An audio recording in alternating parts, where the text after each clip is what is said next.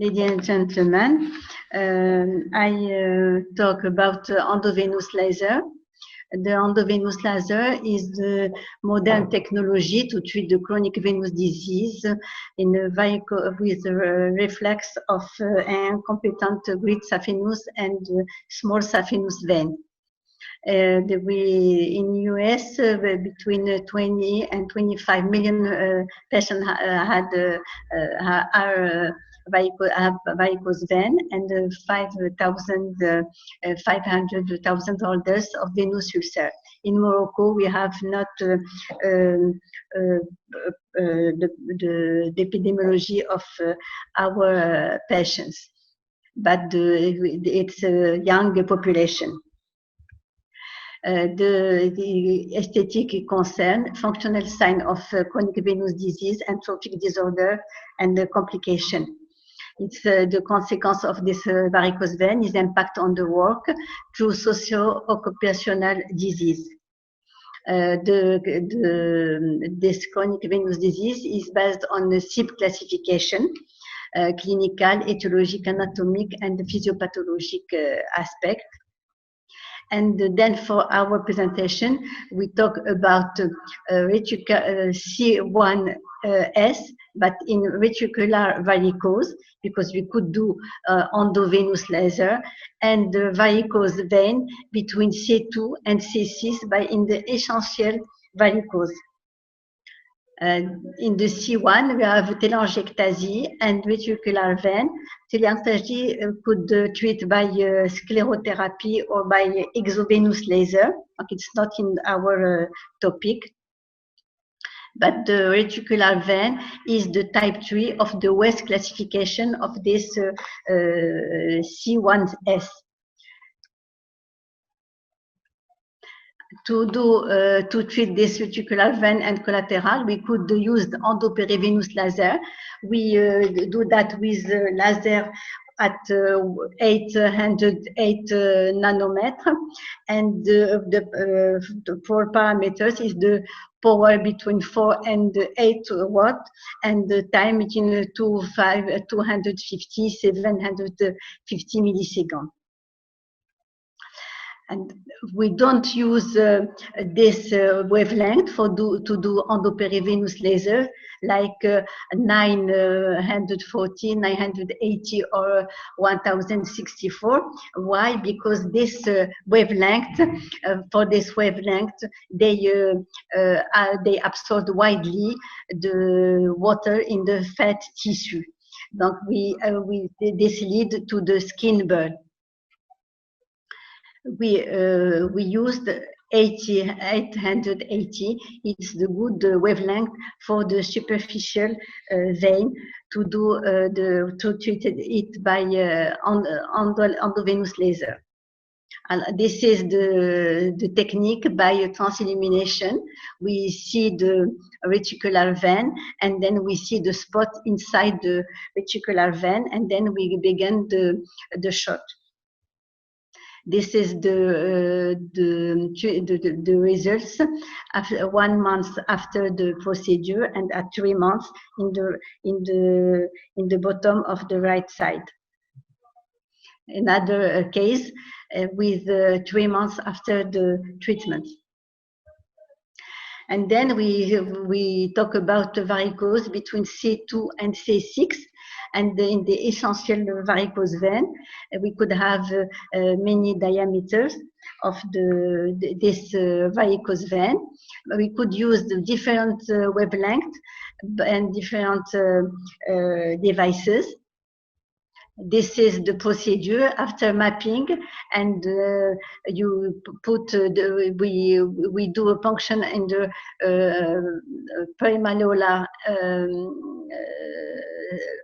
in the ankle, and then we put the fiber inside the categoid we stop the fiber at the 20 millimeter of saphenous femoral junction, and then we do tumescent anesthesia. It's very important to do that, and then we begin the shot, and we pull back the fiber slowly.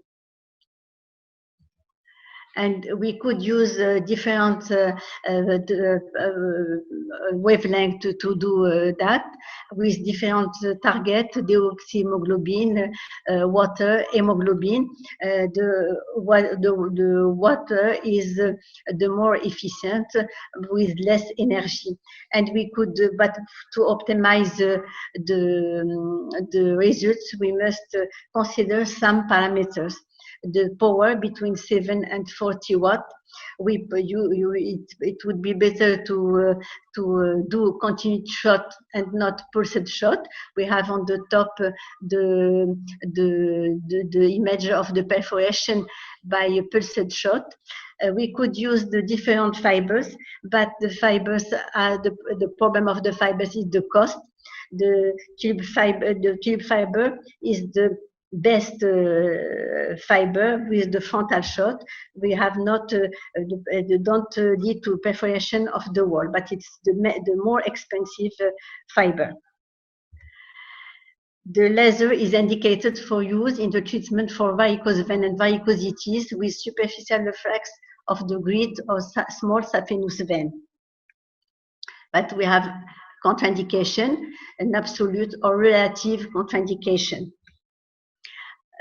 Patients who don't have laser, this when we found the thrombus in the vein segment to be treated with the story of DVT, aneurysmal section in the vein segment to be treated, or dysmorphic aspect of the cross, and inability to ambulate in the general poor health, and when we have a severe arterial disease and the ABI is less than 0.9.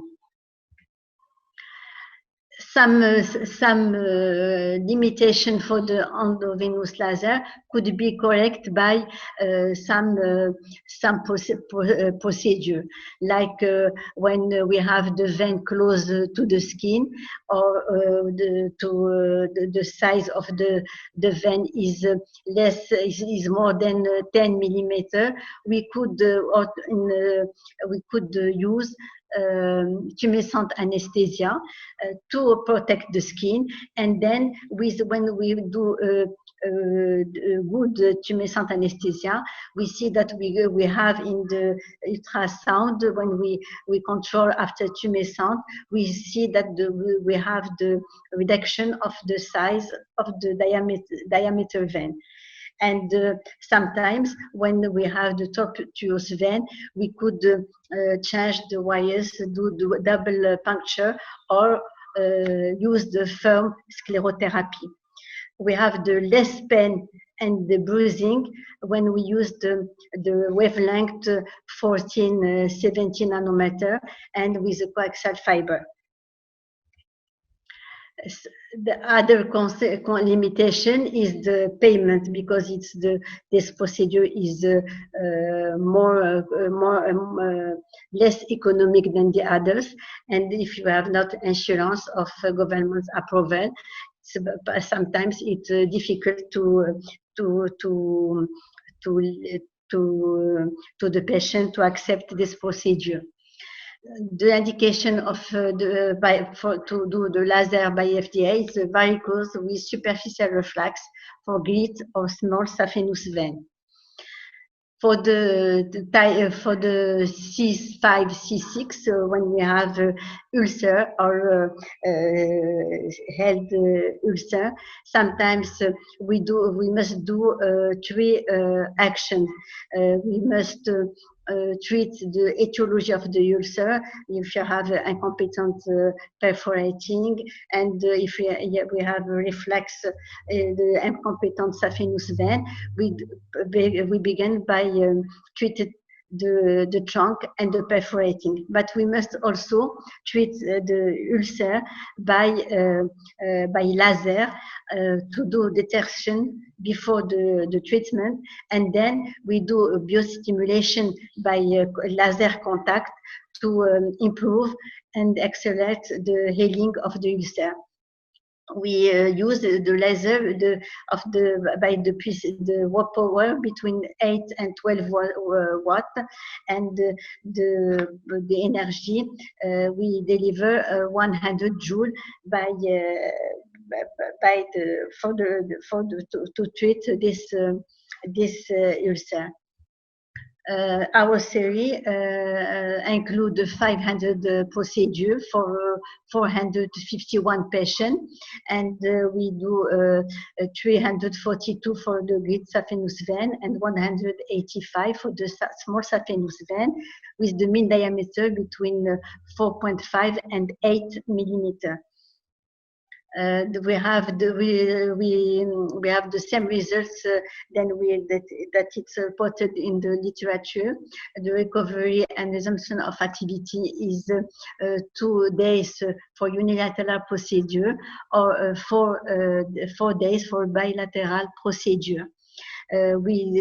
All the patients take antalgic during 5 days, and the systematic venous thromboembolism are recommended by low heparin during 4 days.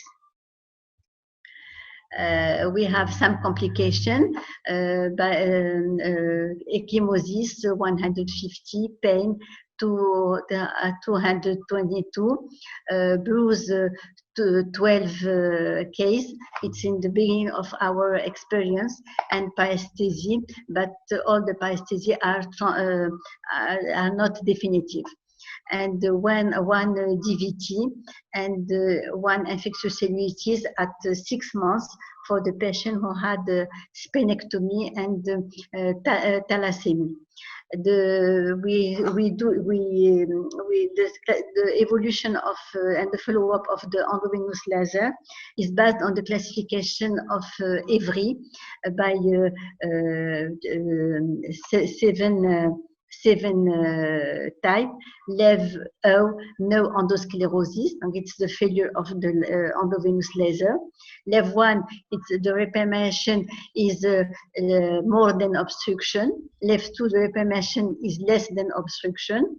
LEV 3, more thrombus evolving than sclerosis, and sometimes at the LEV 3, the patient when we continue to in the follow-up to see the patient, sometimes for the 70%, the patient recanalize the venous segment.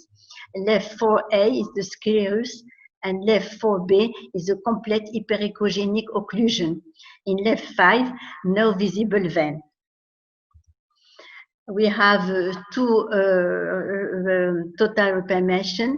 It's for the patient who had a big diameter, then 15 millimeters diameter, and the other for 12 millimeter. 3 partial repermeation completed by sclerotherapy. 378 LEV 5. This table summarizes the results in the literature and our series, and we can see for the great saphenous vein and the small saphenous vein, we have the same results than we find in the literature. To evaluate the life quality, we based on the CIVIC score, and we could see that the score is between we have the improvement between 23.38 and 31.22. This is the proof that we have the improvement of the quality of life. The box plot shows that we have the more reduction at 1 month, and this improvement is more efficient for the pain than the other resounding, psychological, physical, and social resounding. For the results, we have the same results that we find in the for some authors. So with the occlusion, we have occlusion for the patient who had treated by the mean power of 50 joules per centimeter, and repermeation when the power is less than 30 joules per centimeter. In the results, we see that the periprocedural complication is less than in the endovenous laser than surgery or firm sclerotherapy, but the neovascularization also is less than surgery. The compression therapy does not significantly affect both patient and clinical outcome after width of venous vein ablation for the patient with non-ulcerated venous. In conclusion, to choose between the different treatment, we must base on duplex scan to give the best treatment for the patient. Thank you for your attention.